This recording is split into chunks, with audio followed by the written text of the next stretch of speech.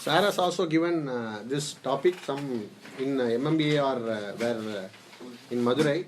It's also available in YouTube, and the same subject is also available by the Justice Rohinton Nariman. While he was practicing as an advocate, he gave the same lecture there in CTC, the Delhi Center for Law School, Center for Law Center or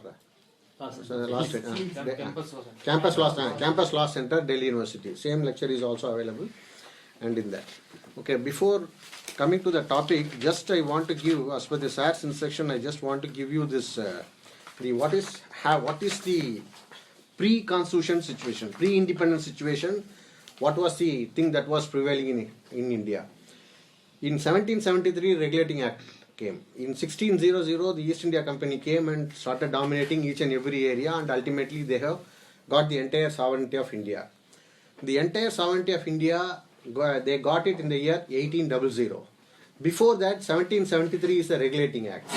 Till 1773, there was a mayor court that was functioning in Calcutta, because that point of time the Delhi did not become the center of India, the capital of India. It was, all the operations had been carried out from the Calcutta. So the Calcutta was the base for all these centers for the economic activities or the business activities for the East India Company. So they located there and they started to establish when 1773, after 16, no, before 1773, in 1760, Robert Clay will come. He's the first governor of India, where he'll have Battle of Plassey and all. If you read the history, you can come to know about all these things. But in 1773, the British government itself will directly enforce Act. They will enact Act and they will try to take over the administrator, and they will start to interfere in each and every aspect of the governance of India. So this governance is not throughout India. It was confined to the Calcutta, Bengal, Bihar and Orissa. This was confined to that. So from prior to 1773, this was a mayor court which was in operation for the purpose of determining the personal laws. What are the disputes between the individuals? There is no such a constitution or nothing like that, because now it was just migrating from king's regime to some democratic regime, or it's a British oriented. Even the British regime is also king regime, but it was supported by the parliament and all. So this was the thing. In 1773, there's a small Supreme Court. Supreme Court, it was established exclusively for the Calcutta itself alone. It's not for any other area. Some tiff came between the provincial court as well as the Supreme Court, and then the Supreme Court said that Supreme Court will be operating for Calcutta, Bengal, Bihar, Orissa only with respect to the subject of the British subject. It's not for the Indian subject. Okay, but this Supreme Court jurisdiction extended for Indian subject in Calcutta alone, not for Bengal, Bihar, Orissa. As far as Bengal, Bihar, Orissa is concerned, the local citizens will be governed by some other local court. The British subjects will be governed by the Supreme Court. This is up to 1773. This called the Calcutta Judicature Act in 1774 it came into force. 1781 it came into force. Then subsequently in 1800, much of the regions of India came in the clutches of the British. British wanted to establish their own regime in each and every area and wanted to govern the people, their citizens also, the local citizens also.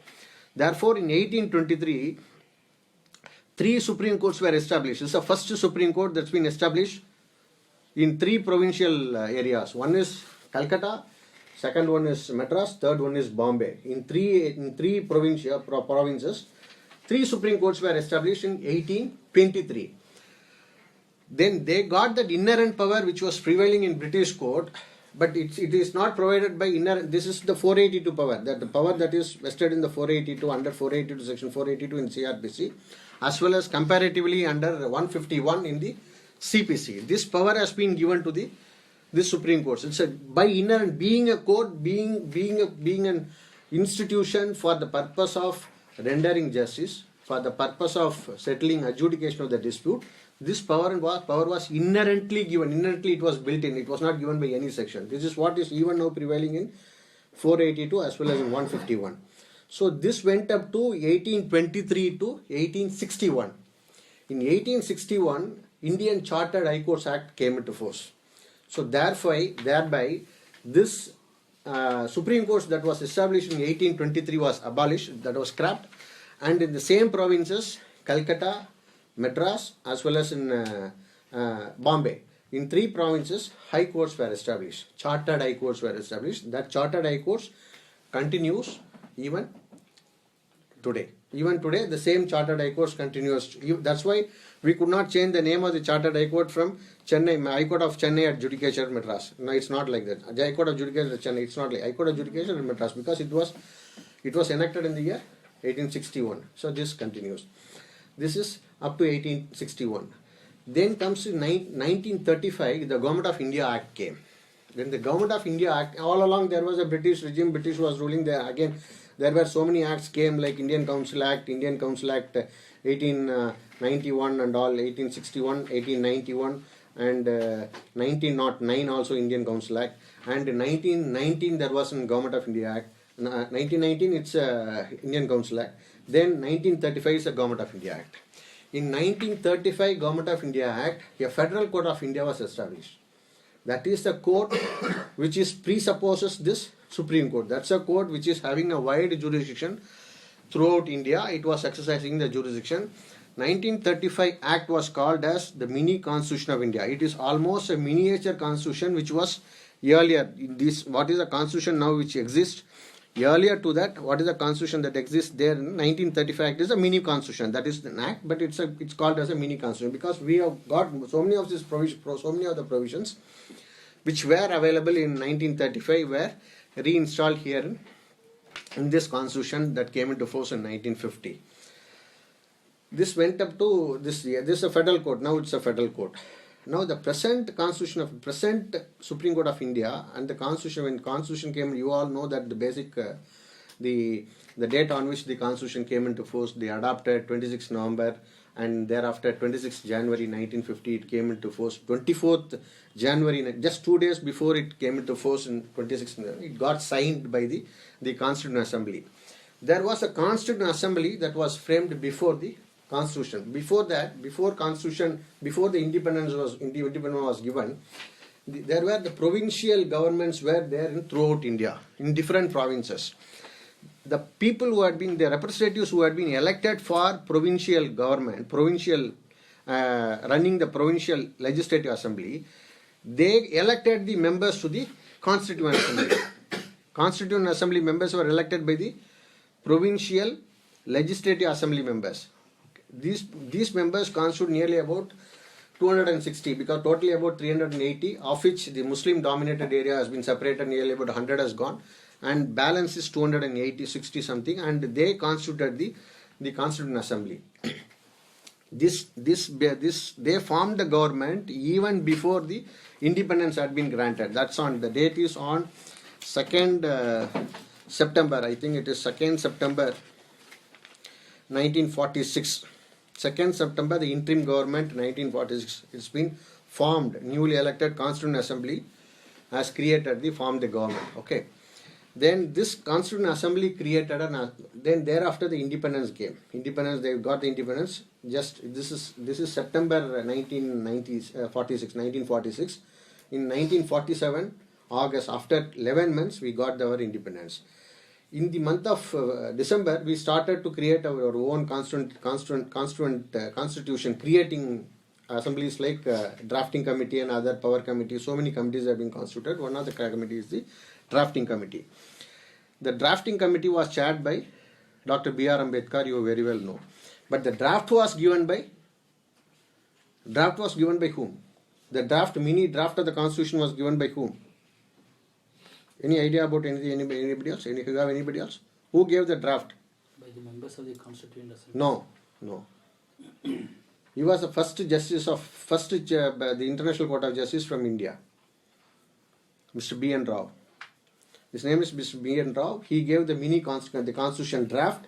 This draft was subjected to so many deliberations according to the socio-economic conditions of India, how it is to be done, how the powers are to be distributed. There will be different organs of the government like legislature, judiciary and executive, and the various states, the federal structure, various states. There is a separate division of powers between the Union of India and the state. I divide the power between you are all states. There are 22 states are there. I want this constitution divides the power between What are the powers you can exercise, the state can exercise? What are the powers the union can exercise? Example, state union alone can collect levy tax on income tax or customs. State cannot do it. State cannot collect income tax. These are the powers that's been how these powers have been divided. There were 3 lists, concurrent lists in which both union and state will have power. There is a list number 1 in which exclusively the union alone will have the power. List number 2, the state alone will have the power. And list number 3 is a concurrent power both. Even though there will be a concurrent power, whatever the act that's been passed by the state center, no act can be passed in repugnant to the center. State cannot pass any act. State cannot pass any act in repugnant to the central's act.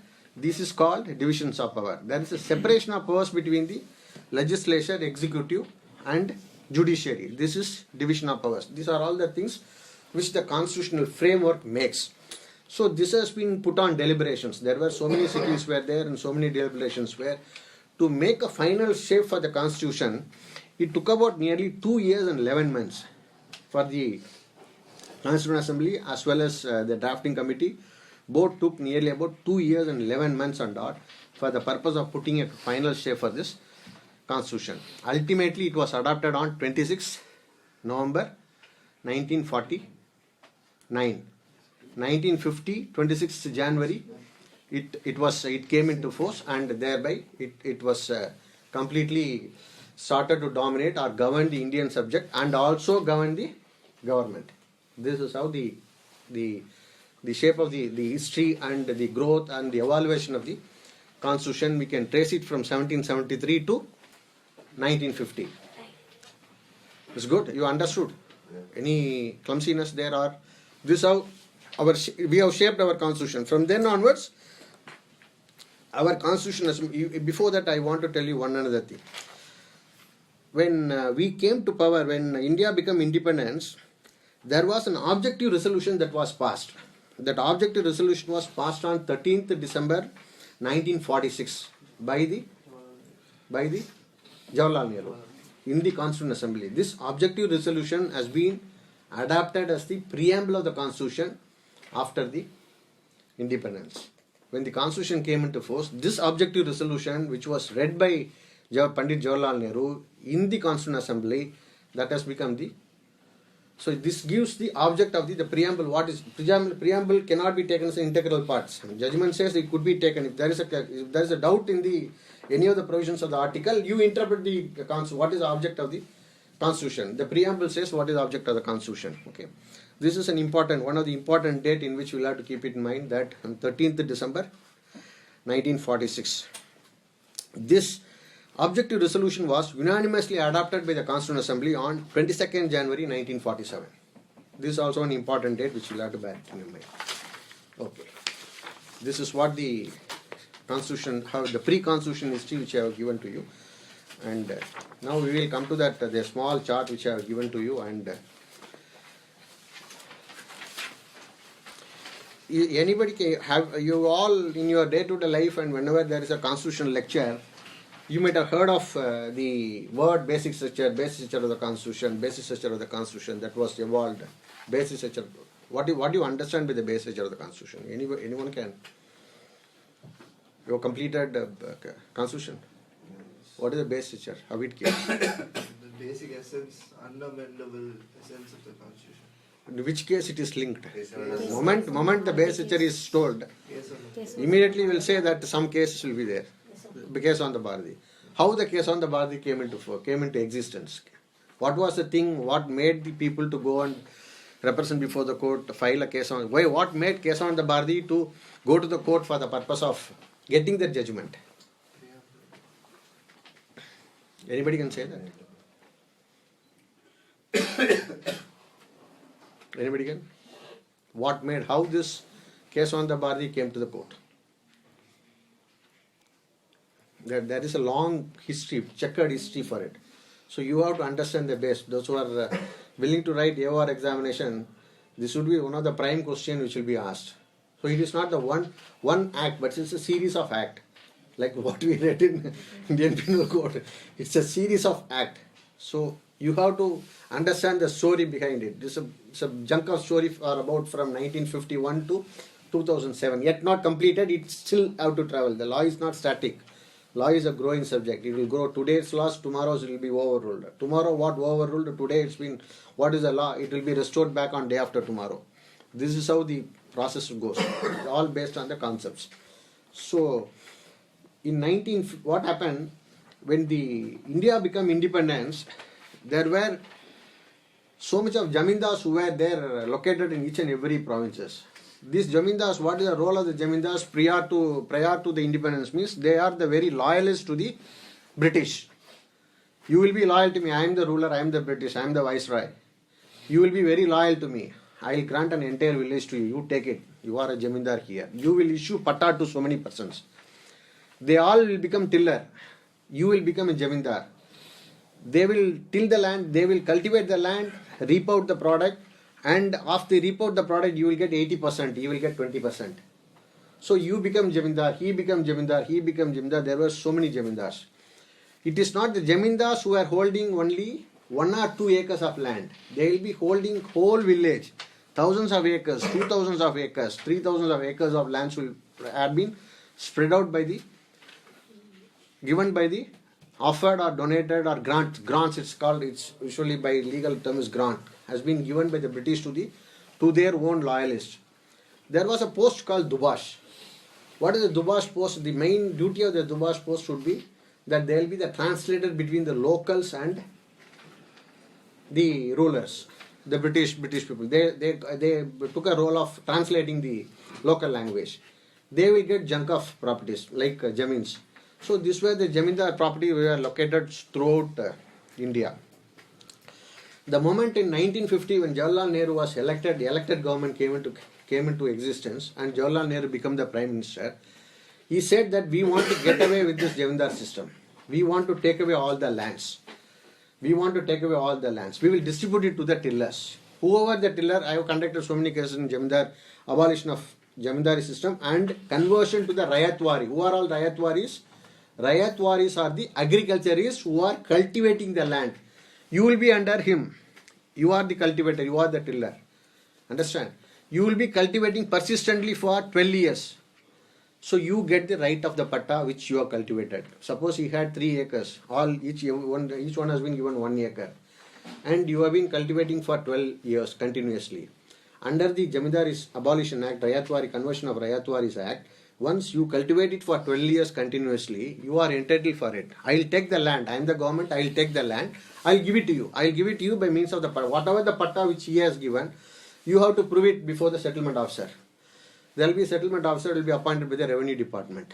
Then the revenue department will analyze whether you have really cultivated the land, yielded the produce, made produce, and you are surveying on the basis of the land. So he is sitting there, cultivator. You got the land, no, from British. So you will. No, I am asking Sudhakar. He is little sleepy, that's why I just want to. So 12 years you have to prove it before the settlement officer and you will get the land. This is how the system, 1950, that system came into force. When Nehru wants to implement this system, already constitution came into force. In the constitution, there was a right that was given to all the citizens called fundamental right. In the chapter, part 3 of the constitution, everyone knows equality, right to speech, right to business, right to move throughout India, whatever it is. All rights have been conferred under the part 3 of the constitution of India. There were 2 important rights which pertaining to the holding of the land. So one is Article 19F, 19(1)(f). The second one is Article 31. These were the 2 articles that were already inserted when the constitution came into force on 26 January 1950. So these 2 articles become a devil for the government. They are the sting for the government. So he wants to take away the land. Who? Government wants to, Jawaharlal Nehru wants to take away the land. But every Jamindar was utilizing this 19(1)(f) as well as 31. So this became an impediment for the government taking the land. Apart from that, 13. We will take as 13. Article 13. Article 13 is a judicial review It is one of the basic and very fundamental right that's been given to the citizens. 13 as well as 32. 32 is a right to approach the Supreme Court of India. 13 is the article where any law repugnant to the fundamental right is null and void, is void. That's what the 13 says.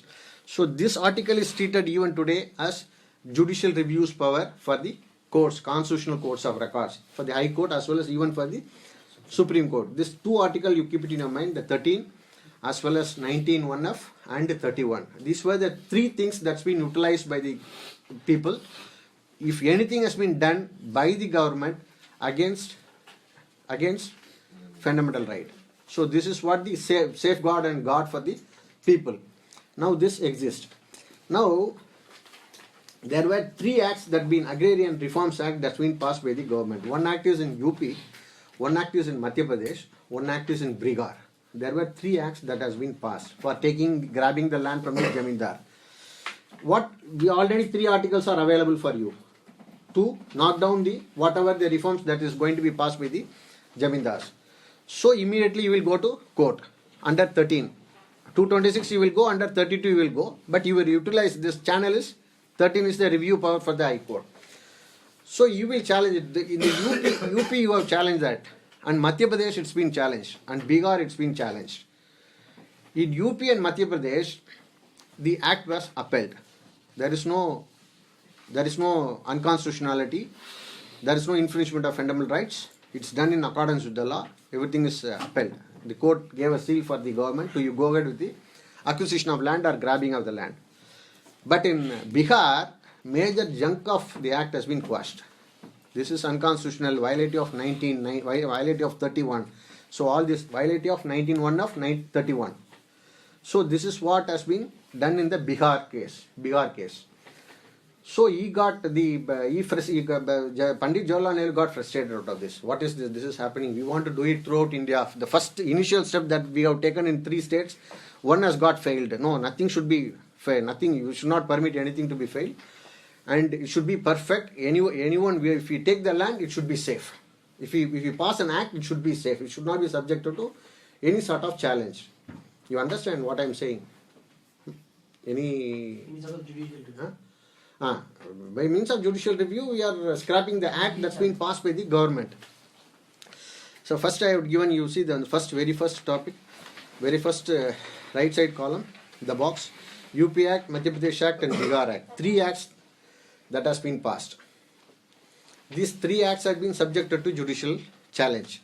So in the challenge, 2 passed the test, but 1 did not pass. But same provisions and all same, everything is same. This may happen in so many other provinces. So therefore, Pandit Jawaharlal Nehru got disturbed because of this quashing of this act. So therefore, in the very first amendment, he introduced the article called 31A and 31B. 2 articles were, sub-articles were introduced in 31. 31 primarily deals with the right to property. What it says, no property shall be no one shall be deprived of the property, no property shall be acquired without due process of law. No one shall be deprived of the property, or no property shall be acquired without due process of law. Only under the due process of law, even if it is a due process of law, it is subjected to challenge. So therefore, government wants to safeguard the acts that has been passed for the purpose of agrarian reforms. So they resorted to 31A and 31B. What 31A and B says? What 31A and B says? Anybody? Here I have given in the next, just in the next column, next box, in the second column, second box. 31A, no law shall be deemed to be void. A law shall not be deemed to be void for the reason that it provides for the acquisition of the estate by the state. The law providing for the acquisition of estate shall not be deemed to be void. So this is what the 31A says. Okay, 31B says this is notwithstanding to anything in the constitution. So constitution becomes subordinate. 31A becomes superior. So whatever is said in the constitution, you have 13, you have 19, you have 19F, I don't bother. Notwithstanding anything, any law, no law shall be deemed to be void or deemed to be void for the reason that it provides for accusation and violates the fundamental right also. So you can take it in other sense also, like no law which is depriving the fundamental right, which is providing for accusation, shall be deemed to be void. Right? You understand? So it means simply it means that law cannot be taken as an invalid law as because it violates the fundamental right which provides for accusation, even if it violates the 19(1) and 19. But this is confined only to the two rights, 14 and 19. This confined only to the 14 and 19. Second is 31B. 31B says no laws will be deemed to be void. Same thing, same version, same thing. If that law is going to be placed in the 9th schedule, for the reason it's violative of fundamental right, no law shall be deemed to be valid, deemed to be void for the reason of violation of the fundamental right once it has been placed in the 9th schedule. So it means what? 9th schedule, if you pass an act, enact an act with the violation of the fundamental right, put it in the 9th schedule, the separate box out of the constitution it is. Okay, put it in the 9th schedule, it cannot be challenged. It is immune from challenge. You cannot challenge it, and court also cannot declare it as null and void. So this is the two purpose. This is the purpose for which these two articles had been created, enacted, and inserted in the amendment. Number one, very first amendment. That is the very first amendment. The two articles had been inserted to protect the constitution against itself. This is a notion that's been given by Justice Nariman in this lecture. This is a very first. This has not been happening anywhere else in the world. This is what two articles have been given. So I have to guard myself. I have to put something here to guard against myself. So myself I am injuring me. So therefore this two 31A and 31B has been inserted for the purpose of saving this one. So this is for the purpose of only agrarian reforms. He assured in the parliament that it will be only for the purpose of saving the laws pertaining to the agrarian reforms. I think you are all from Tamil Nadu. That you know in Tamil Nadu there is a 69% reservation. How it got protected, you know that. 69% reservation. There's a constitution judgment that the reservation cannot exceed 50%. How it is exceeded? This came into force in 1992 by Jaildas government. Earlier first regime, Madam Jaildas regime in the first tenure, 1991 to 96. How it got protected? How it was validated? Why no one has challenged? Or even if it is challenged, it got validated. How? Anyone knows? 9th schedule. Putting it in the 9th schedule. Sending it to the president. President will put it in the amendment. In the amendment, it will be carried out along with it will be passed in the parliament and put it in the 9th schedule. You are saved. No one can challenge. Even 100% reservation has been given. It cannot be challenged. Because such a protective measure that's been created by the 31B. It is, even today it is in deliberation. Up to 2007 in I.R. Coelho's case, it was in deliberation whether 13(1)B violates or not, whether all fundamental rights are base richer or not. All these things that came into discussion in 2007 case, I.R. Coelho's case. Even now, even in this citizen bill, again it will travel because it was bench of 9. It will be again. It will go to bench of 11 and discussion and all. So this is the very first amendment in 1951. After 4 years, 1955. The 4th amendment came. When the 4th amendment came, 7 acts had been placed in 9th schedule. 7 acts on basis of the 31B. Of the 7 acts, 3 acts are non-agrarian acts. One is a railway act, one is an industrial development act, one is an insurance act. So the purpose for which it has been created got diluted.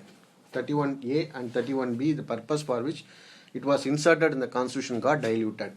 So therefore, the first amendment got challenged in the Sankari Prasad.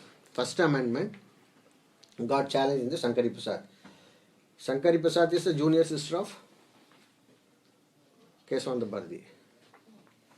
Understand why? This is a basis of the. I am giving you the background of the Kesavanda Bharati. How the Kesavanda Bharati came into existence or came to be challenged. How what Kesavanda Bharati challenged before the court. How it became a remarkable law, a law which cannot be forgotten. Yeah, a constitutional principle which cannot be forgotten. So first thing was that the first amendment, they created two articles, 31A and 31B.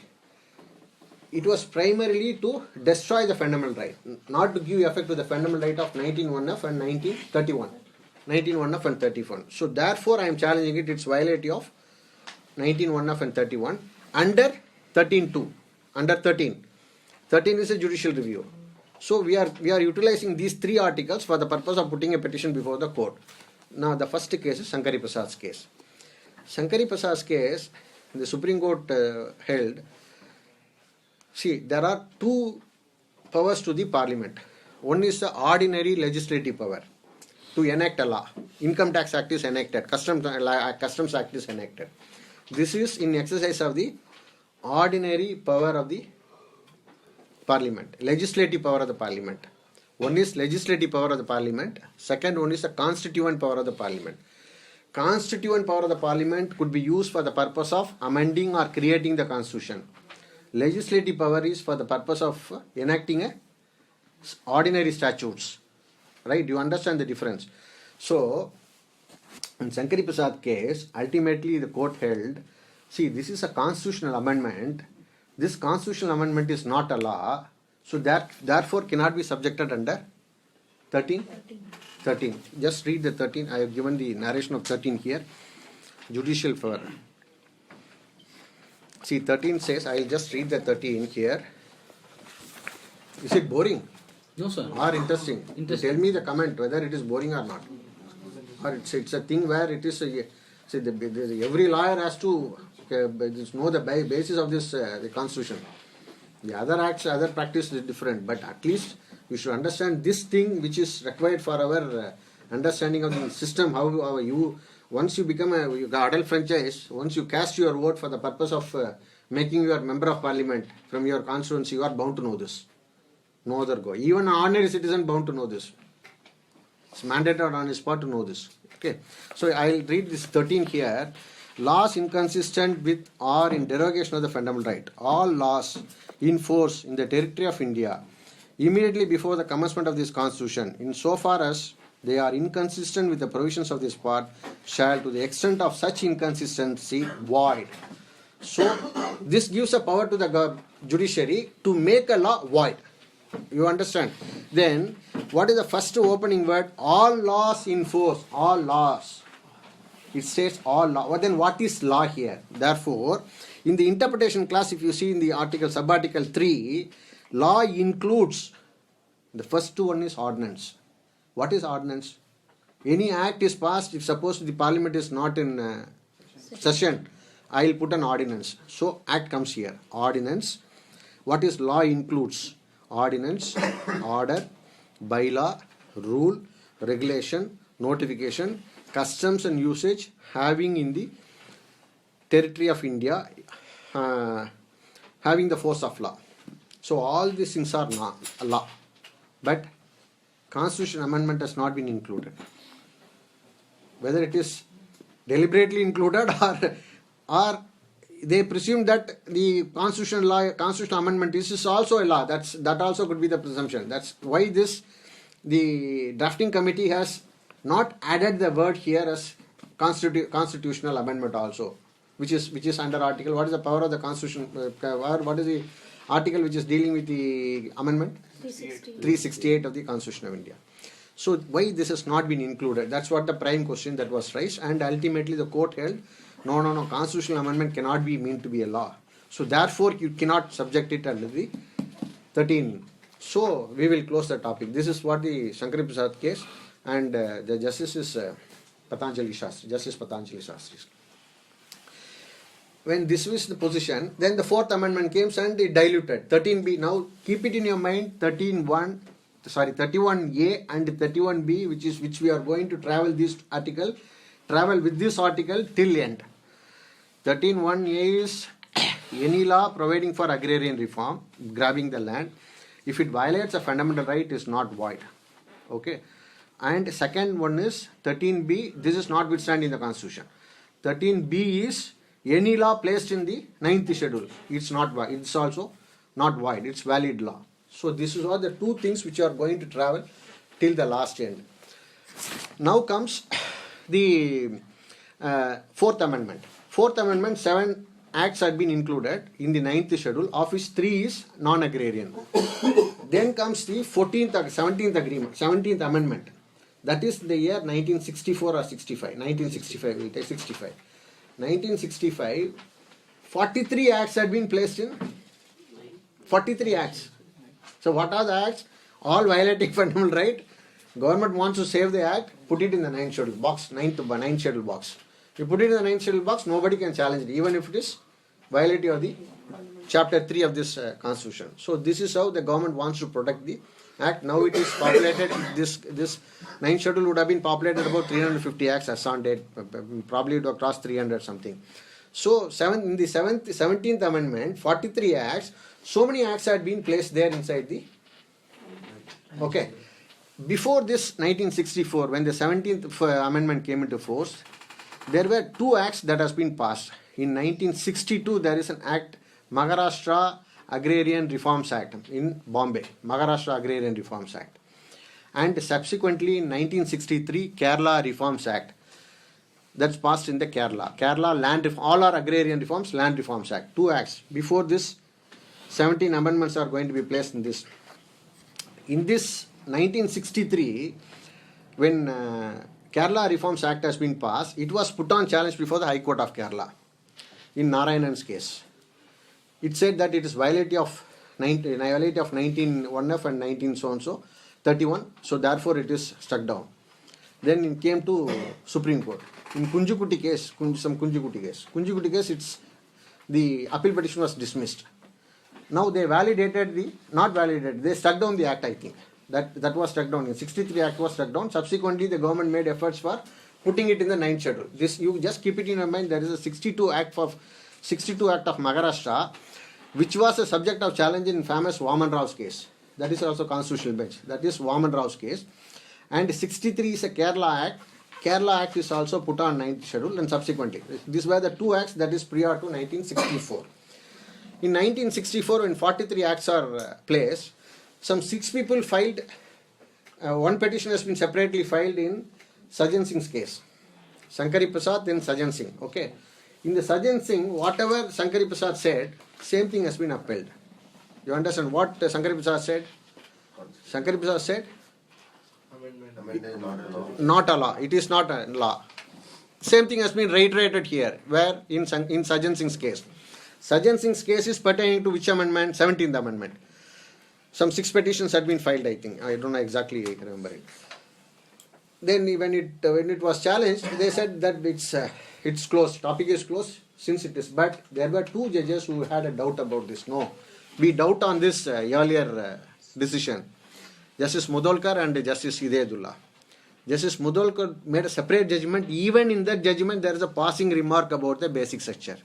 Even before Supreme Court, even before the case on the bar, there's a passing remark about the basic structure. See, you are now touching the basic structure. Why touching the basic structure? Here we need a little deep discussion in this Shankari Prasad case. Sajjan Singh's case.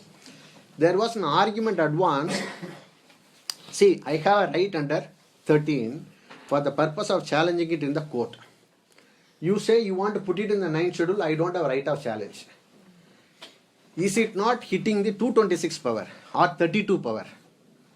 See, 32, the Supreme Court is empowered to look into the 13 violation, whatever fundamental right violation in 32, Article 32. In 226, same power is available to the High Court to look into what are the fundamental right violation. I'll see it, whether if it is violating, I'll quash it, I'll put it void under 13. This is the 2 powers. You are curtailing these 2 powers. Not only my citizen's power is curtailed, you are plucking out, making redundant the powers that is going to be exercised by the Courts, court of record, the highest courts.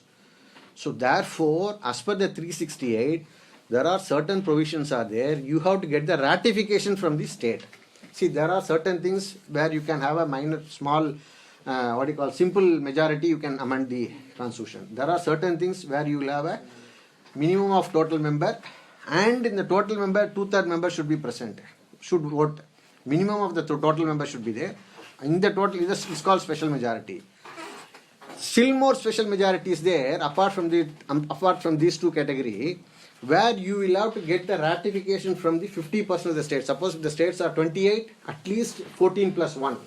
50% of the states should ratify your amendment. Otherwise, it is invalid, not as per the constitution.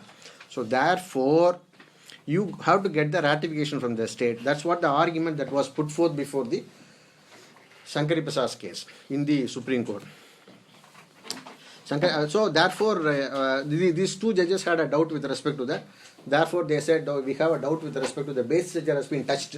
Here, the basic structure of the constitution is touched. So therefore, we have a doubt in the Shankari Prasad's ruling. That's what the reservation. But ultimately, I think that's Gajendra Gadkar's judgment. And ultimately, they said the law is the constitutional amendment is not a law, and they closed the topic. This comes the second. I completed two cases here. Shankari Prasad case completed, Sajan Singh's case completed. Same 17th Amendment, Punjab Land Reforms Act and the Mysore Land Reforms Act had been subjected to challenge in the Golaknath case. This is what the base case for the case on the body. Golaknath case, Subbarao Chief Justice. The bench of 11, 6-5 is the 6 is the majority, 5 is the minority judgment. And they analyzed this 17th Amendment, they analyzed the constitutional amendments, they analyzed 13, they analyzed 19 1F, ultimately said, no, Shankari Prasad and Sajan Singh are unjustified. This constitutional amendment is also a law. We can exercise our 13 jurisdiction, we can see whether it is violative of the constitution, and ultimately the Subbarao 6, majority of 6 held that it is a law, and it could be subjected for judicial review, and we cannot be deprived of this right, and the Parliament cannot have a primacy over this its own power. You cannot deprive the powers of the Supreme Court from hearing it, all these things. This is what the ultimate decision. Then it changed, reverted the position of constitutional amendment. Also, constitutional amendment which was made under 368 is also a law. Now it has become a law. Okay, but what is the thing is, they gone into the prospective concept called prospective overruling. They declared Shankari Prasad and Sajan Singh is bad. So once it is bad, what is the consequence? 31A and B has to go die. So you have to hit the 31A and B. It is unconstitutional. It has to die. But they did not do so. Maybe because of so many pressures or whatever it is. So how the system works, you have to understand. Okay. But they validate. They do not want to touch the 31A and 31B. But they want to declare Shankari Prasad and Sajan Singh is a bad in law. You understand the contradictions. Okay. This is the position up to Golaknath case. Golaknath case, the 6 majority says it is a law, I will subject it to judicial review. This is what the position is. Thereafter, now what would be the then if the court said that your constitutional amendment is a law, I will look into it, I will see it whether it is in consonance with the constitution. If it is not in consonance with the constitution, I will quash it. If that is the case, the government will keep quiet. Government wants to nullify the effect of what? Golaknath. Because they do not want the constitutional amendment to be subjected to challenge in the court. I do not want. I am the power. I am the government. I am the. Even now this is happening. I am the government. I am holding the entire parliament in my hand with absolute majority. I hold the entire parliament. I do not want to submit my process or act to the judiciary. I want to keep the judiciary not to see my acts. They want to nullify the effect of the Golaknath case. So there comes the amendment 24. Very good. Amendment 24 is the amendment, very, very important amendment. and 42 is also an important amendment. There are so many things happened in 24th amendment. That's likewise so many things happened in 42 amendment, but we require only a small portion of it. So therefore the 24th amendment came into force in 1971. Okay, in 1971 what government did, very first thing government did was, see, whatever the power that was possessed by the Constituent Assembly. Why I gave this Constituent Assembly's reference, which was elected by the members of the provincial. If that is the case, members of the provincial assemblies are have elected this MPs, it is almost like a Rajya Sabha. It's only one chamber. It's not the two chambered. It's only one Rajya Sabha members have enacted the constitution. Like, no. Is it? No. Is it not? It's not the people directly elected. It's indirectly elected representatives of the people. So therefore, now the question comes, this has been done by the Constituent Assembly. This Constituent Assembly's power has been reinstated to the Parliament. The marginal heading was earlier to this 24th Amendment, power of the Parliament, procedure to amend. The 368, I am saying about the Article 368 now. The 368, see, you come in the second, if you take out my second column, box number 1, 2, 3, 4, 5, 6, 7th box, 1971 24th Amendment. Earlier it was procedure to amend. Now power of the Parliament to amend. Constituent Assembly has been reinstated to the Parliament to amend any of the provisions of the Constitution by means of adding, varying, repealing any of the provisions. We can rewrite the Constitution. That's what the 24 says. This is number one. Understand? This is number one. Number two is, earlier there was a veto which was having with the President. So you will submit the amendment. The President will keep it in the table for 6 months. He will not do anything else. Now, by means of the 24th Amendment, once you submit the amendment, the President shall give assent to the amendment. It's a mandate has been now been mandated. Mandate has been now given as per this 24th Amendment for the President to, you follow? Up to 24, I think you follow that, whatever I say. There's a mandate that's been given to the, you are aware of this topic earlier? Not? Kind of, bit of. Yes. So that's why I'm asking. Okay. The 24th Amendment puts a mandate on the part of the President to give an assent. Okay. Then there were two subarticles. One subarticle introduced in 368. Another subarticle was introduced in 13. We had subarticle in 368. They say Article 13 shall not apply here to this 368. The subarticle which was added in the 368. 3, I think it is 3. In 13 also, they added another subarticle saying that nothing in the Article 13 shall apply to any amendment made under Article 368. Understand? What is this? So, they have separated this 13 and 368. No way connected. There was a bridge earlier between the 13 and 368. Now the bridge is now broken. No connection between. This are nothing in the Article 13 shall apply to 368. For 368, nothing in 13 shall apply here. 13 should not come here and 368 should not come here. You should not go to 13 has been warned. You should not go to 368. This is how this 24th Amendment. So, this 24th Amendment, next comes the 25th Amendment. Just keep it in mind, 24, 25 and 29 are the three amendments are the causes or cause of action for Kesavanda Bharati case. For the Kesavanda Bharati to knock the doors of the court, these three articles are the causes. So what happened? They will see the 24th, by means of the 25th Amendment, they introduced one another article called 13C. 31C. What is 31C speaks about? 31C stipulates same thing. No law shall be deemed to be void for the reason that the state is giving effect to the any of the directive principles of state policy and the policy, the principles therein. So, fundamental rights are enforceable for the reason it violates the fundamental right. All these things are violating the fundamental right. So, 31C I will once again reiterate. No law deemed to be void as violative of fundamental right, giving effect to the DPSP, Directive Principle of State Policy, for securing the principles in the 39B and C. If you go to B and C, that is pertaining to, one is pertaining to material resources, one is pertaining to economic system, how these things to be operated. Understand? Any break? 31C, no law shall be deemed to be void for the reason it is giving effect to any of the directive principles of state policy in the chapter part 4. See, part 4 are not enforceable. Part 3 alone is enforceable. Now it has been now turned.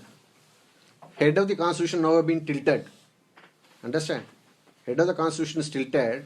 Now fundamental rights are not enforceable, but directive principle policy DPSPs are enforceable. But this is only pertaining to 39B and C.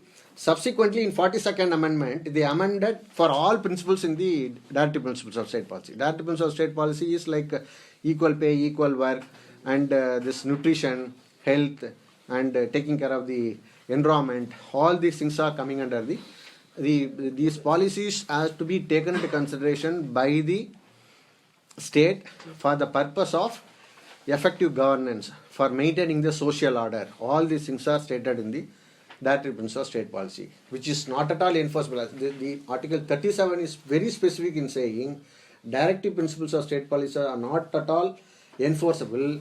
Only fundamental rights are enforceable before the law. This is our law college question. Fundamental rights are enforceable, directive principles are not enforceable. But by means of this 31C, they want to tilt the constitution that for the purpose of enforcing the directive principles of state policy, I will kill the fundamental right. This is 42nd. Thus, I will come to the subsequent. Here, as far as the 25th Amendment is concerned, only 39B and C has been inserted.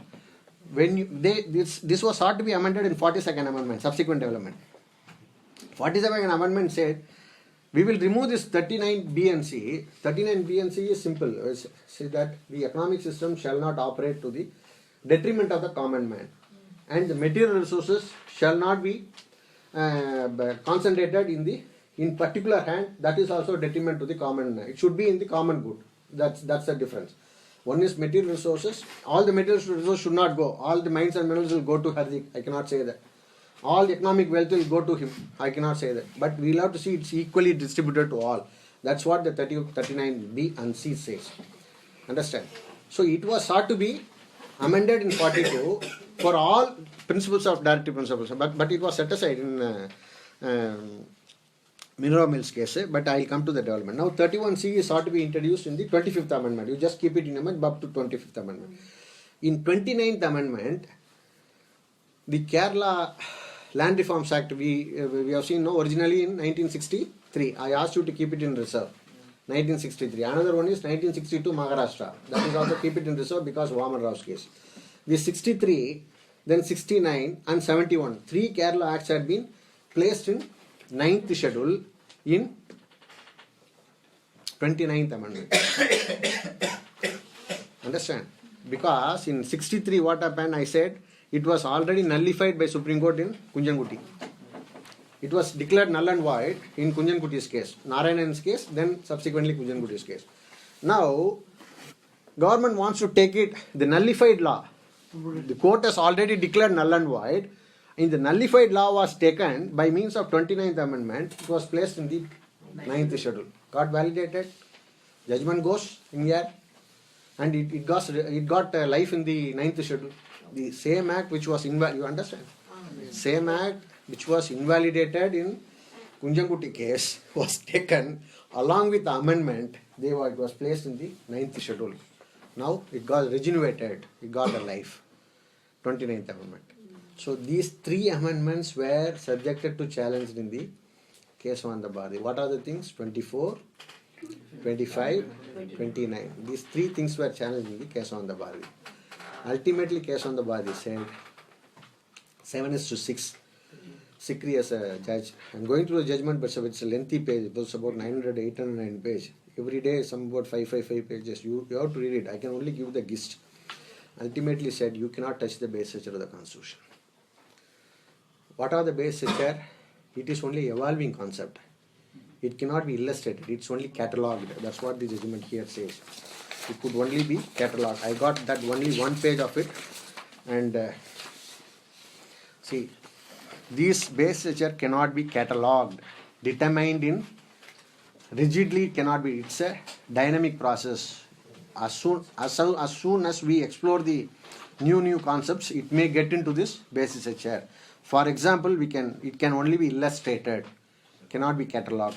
So what are the things? Supremacy of the Constitution, Republican, democratic form of government, sovereignty of the country, secular, federal character of the Constitution, democratization of the power between the demarcation of the powers between the legislature, executive and judiciary, dignity of the individuals and unity and integrity of the nation for the present, independence of the judiciary.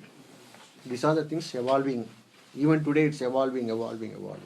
These are the things which are base structure, which you cannot touch. 368 doesn't have any power at all to touch it. Apart from that, you touch it, we will see that whether it is falling under base structure or not, that is also with me. You 560 people, 545 people, you cannot do that. I will do it. That's what the judiciary says. 13 of judiciary or 15 of judiciary or 11 of judiciary will sit and see whether it is constitutional or not. You understand the base structure of the up to base structure clear? What the government will do now? Will the government will keep quiet? Huh? Will I keep quiet? So this, you understand the tiff between how this war going on, the Cold War between the parliament and say there are so many other things I can discuss, but this is a line up to certain things which you have to learn. Thereafter you can analyze this the 74 and 75 articles. 74, 75 is for the president there will be a council of ministers at the back. For each and every act of the president there will be a council of ministers. But appointment of judges and transfer of judges was in the hands of the president. So suppose you are ruling man, you are the ruling party in center. You are ruling, same party is ruling at the state. I am giving a judgment against the state in some matters. Very strong judgment against the state. You are the ruling party, you both are there. You are ruling there. Immediately you will say, you will ask the president, you are the council of ministers. You will ask the president to transfer me immediately to that state. This happens. So therefore, judges transfers case and reference case in 1990-93, this council of ministers in 74 and 75 article has been taken out. In that place, collegium has been fixed. Why collegium came into force? You understand now? Collegium came into force to stop the misuse and abuse of power by the council of ministers, government. Council of ministers, who is a council of ministers? Council of ministers is a government. Government instructs, the president has to give a stamp on it, put a stamp on it, seal on it, sign on it. So therefore, this council of ministers have been replaced by the collegium. That's a judges transfers case. So this is what the power grabbing fight between the Supreme Court as well as the Parliament. So we have come up to Kesavanthapadhi. Kesavanthapadhi said certain things you cannot do. Government will keep quiet. What government next step? Anybody can say that. So important. If this is more important than 24. 42nd amendment. What happened in 42nd amendment? Before that, I'll one more thing which I forgot to tell. In 31C, there is a second part. First part is, to the extent it is null and void, it cannot be null and void for the reason it is giving effect to the directive principle of state policy, though it infringes a fundamental right. Okay. Second part is, once a declaration to that effect is made, it cannot be called in question before any court of law. Declaration is, what is that? I will deprive your fundamental right. I want to enforce some state policy here. I want to give you good nutrition. Therefore, I will deprive your right of equality or right of expression. Expression is completely stopped. In that place, I will install some nutritional point or some health point. So I am giving effect to some policy, directive principle of state policy. Here, you are infringed with the right. You are going to question before the court of law. I am giving a declaration in the act that this act is for the purpose of enforcing the policy. I am giving a declaration. Once a declaration has been made that this is for the purpose of enforcing the fundamental right, then it cannot be called in question before any court of law. This is the second part. This part has also been nullified in the Kesavanthapadhi's case. This This part has been nullified in the case 1. You cannot do that. You will restore with the 31C has been validated, but only confined to 39B and C, only to the material resources and the economic system, not more than that. This has been confined. So this is the aspect which is coming under the Keswanda Bharati. Now, after the Keswanda Bharati, 42nd Amendment, what has happened in 42nd Amendment? What important things? Can fundamental rights be amended? Hmm? Can fundamental rights be amended or not? 42nd Amendment. What are the important things? I just only simple thing, 2 important things which will strangulate your neck. 300. No 300. 300A is removed in 400. Some it came in 44th Amendment or no? Right to property, something. Yes, sir, Right to property has been removed in 44. I'll come to that point. Up to that point we are going. Here you see this my tabulation. Then the 42nd Amendment comes. Just from the bottom it is third box, second column. Second column, second column, the 368. In 368, 2 sub-articles were introduced. One is 368.4, another one is 368.5. In the first one, 368.4, there shall be unlimited power on the part of the, it cannot be, same thing, 368.4 cannot be called in question before any court of law. Any amendment once it has been made, I am taking complete chapter, part 3 has been completely deleted. I am making an amendment, Parliament is making an amendment, completely part 3 is totally taken out. Cannot be called in question before court of law, 368.4, right? 368.5, to remove the doubt or whatsoever, that's what the real word that's in the 5. Remove the doubts or whatsoever, there shall be an unlimited power on the part of the Parliament. There shall be an unlimited power on the part of the Parliament to remove, add, vary any of the provisions of the Constitution of India. You understand? Don't you feel this is draconian? It's a power to rewrite the Constitution. I will destroy the Constitution, there is no Constitution. Even you cannot say anything. If these 2 provisions are going to be validated, you will not be having any right at all to move in the court. Complete democracy will be complete dead. Nothing survive in the democracy. You just go through the Nariman's lecture and Sir's lecture in the YouTube, in CLC, Center for Law, something. There will be nothing remain in the democracy. It will become a totalitarian state. So I'll read this 368.4 and 5, which was struck down and which was hit by Mirror Mills case in 1981. This is 42 is on 1976. This year is 1976. This was hit on 1981 in Minora Mills case.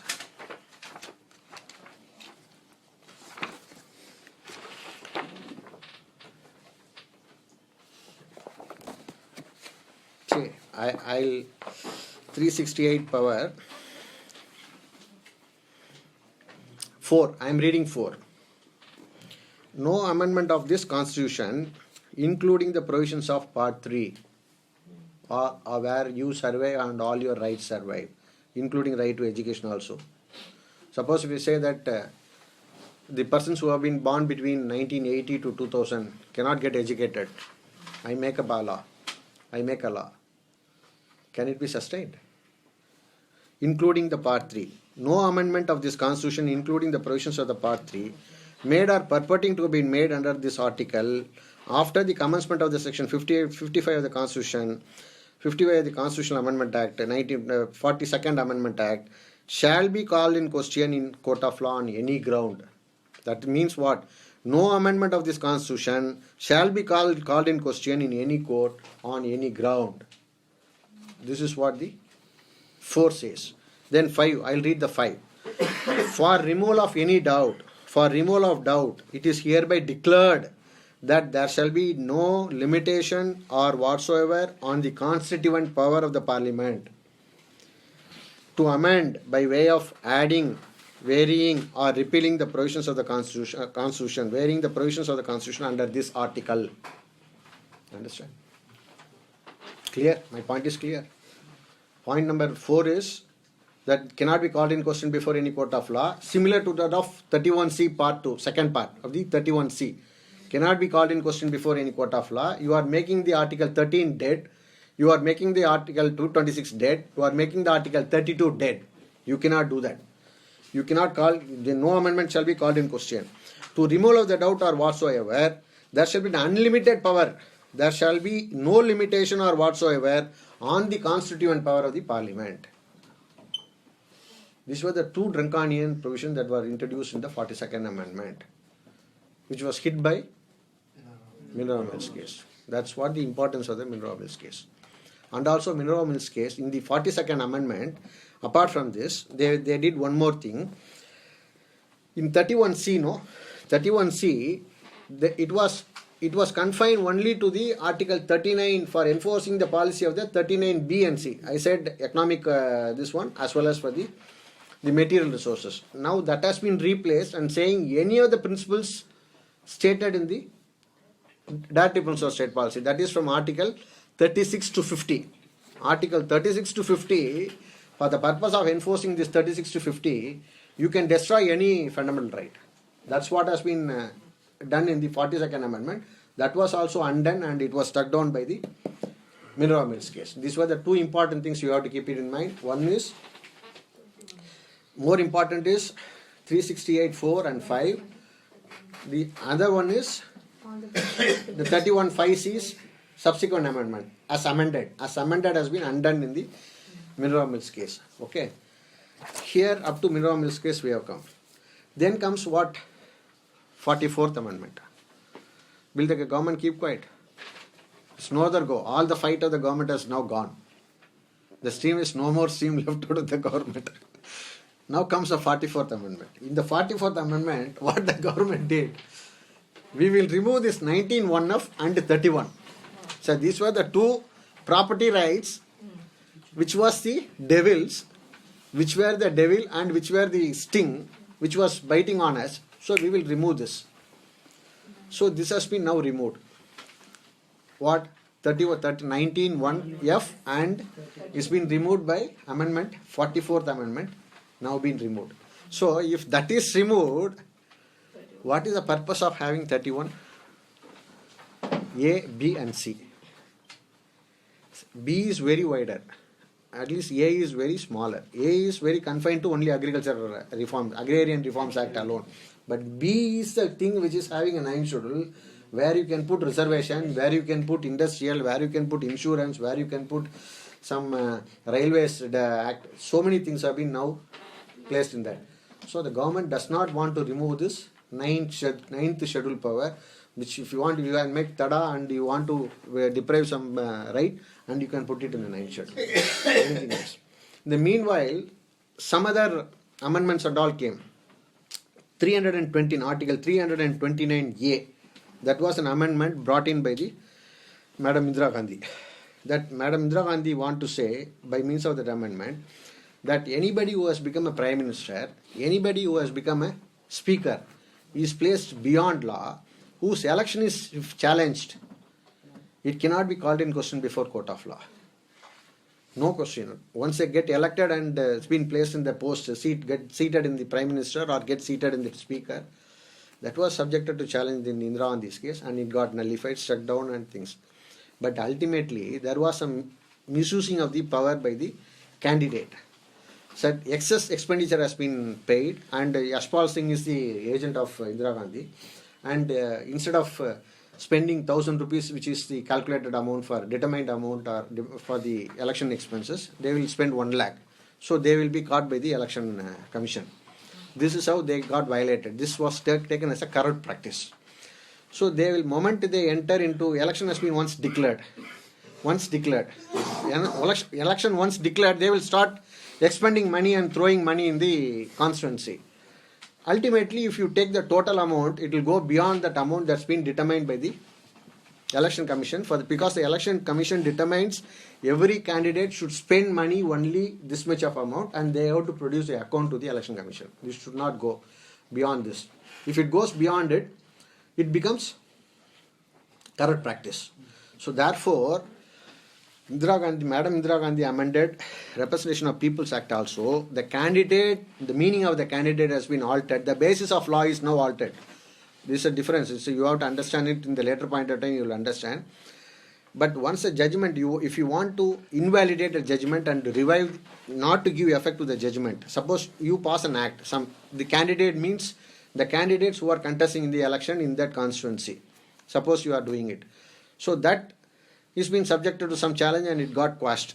Now it has become invalidated. If once the invalidation is there by the court, disapproval has been given by the court, you have to change the basis of law to give a new definitions for it. Unless otherwise you give a new definition, change the basis of law, it will not be regenerated. It will not be given a life. Okay.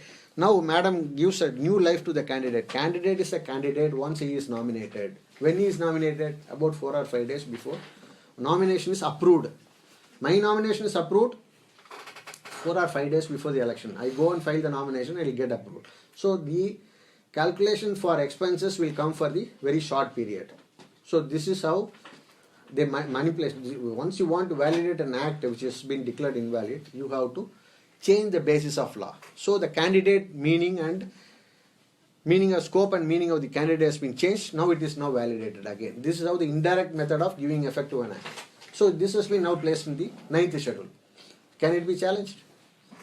Cannot be challenged. This is how the 9th schedule is populated. This is how it has been populated. But in 1976, Urban Land Ceiling Act has been enacted. 1976, that is immediately after the 42nd Amendment. That was challenged in the case called Bhim Singh's case. In the Bhim Singh's case, majority of the section has been struck down. They wanted to place it in the 9th schedule. They also placed it and validated it. Yet the Bhim Singh case was there and it was subjected to challenge, and it was in the first round litigation. First some judgments have been rendered by, I think Justice Chandrachud and Justice Krishna Iyer was there, and some judgment has been given. And I told you earlier in Vaman Rao's case.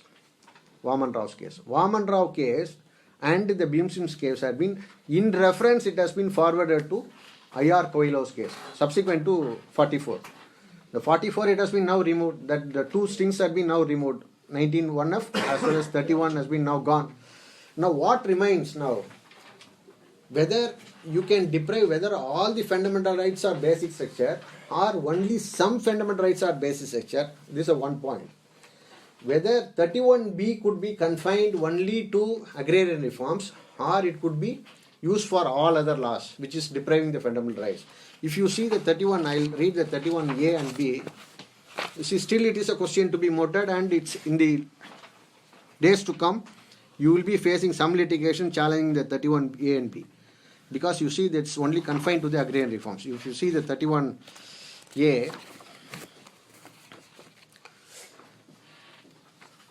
see 31A is first class A is notwithstanding anything in the constitution, any law providing for acquisition of estate. So it is confined, it is very clearly it is confined to the agrarian reforms.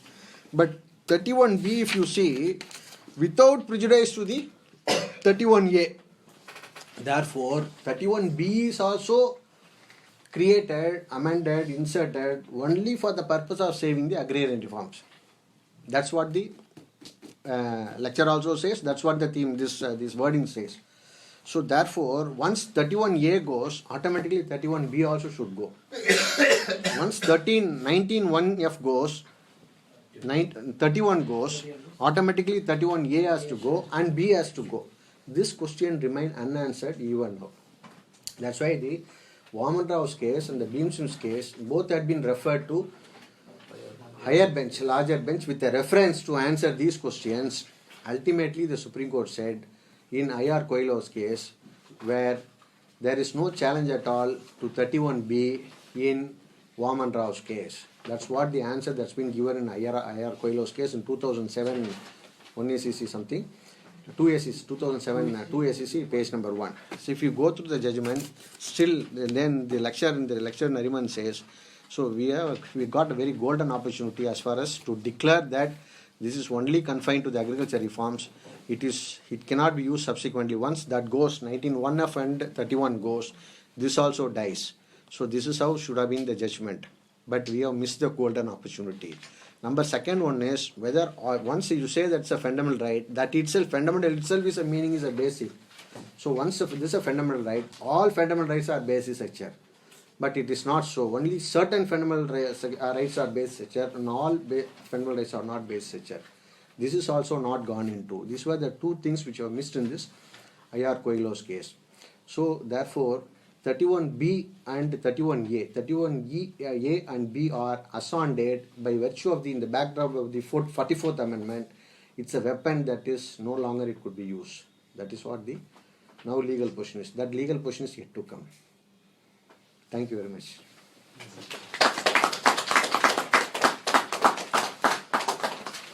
Go through the judgment. It's very enormous process.